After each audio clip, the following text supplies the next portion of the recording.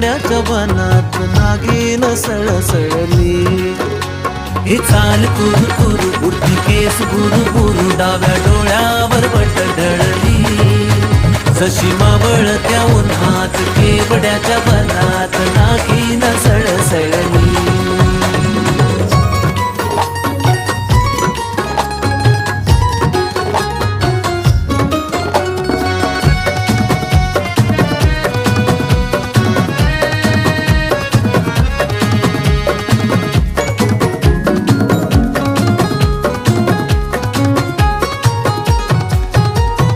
इथं कोणी आसपास ना डोळ्याच्या